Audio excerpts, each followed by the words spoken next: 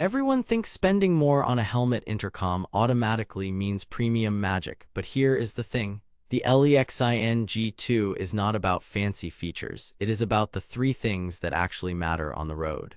Clarity, connection, and control. I know, bold claim. But after 3 weeks, 900+ miles, a full-day rain ride, and back-to-back highway testing, what I discovered flipped my expectations. I went in ready to write it off as a mid-priced compromise. What I found was a surprisingly reliable rider-passenger tool that did not flinch when it mattered, and the part that surprised me most: the G2's consistency under real wind and real distance, not just marketing charts. Before we dive into what I discovered, quick heads up. If you are already thinking this might be the right fit and want the best price, I dropped my affiliate link below. But hang on, because what happened in my range and wind tests will absolutely change how you judge these. Let's set the scene.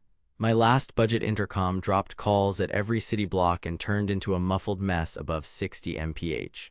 I commute across town and hit the twisties on weekends with a pillion who actually likes to talk. I wanted simple, glove-friendly controls, dependable voice clarity at speed, and battery that would last from coffee stop to sunset without a portable charger taped to my tank. I was skeptical about the G2 because I have been burned by range claims and audio hype before, but I was also hopeful.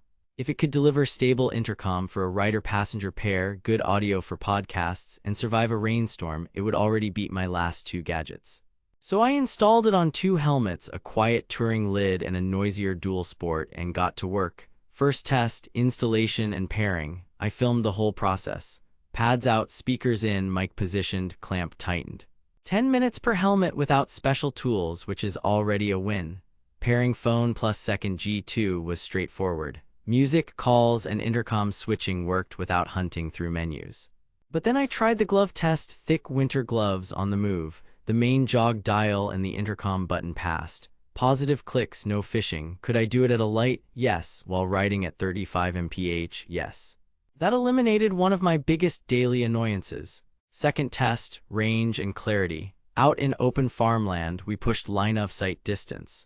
We held clean voice at roughly half a mile before wind and terrain started nibbling at the edges. In suburban streets with trees and houses, reliable clarity stayed solid for a few blocks before getting a bit compressed. But here is where it gets interesting. When the connection did drop behind a building, the G2 reconnected by itself as soon as we crested the next rise. No button mashing. For a two-person setup, that matters way more than a theoretical maximum distance. Third test, noise and speed.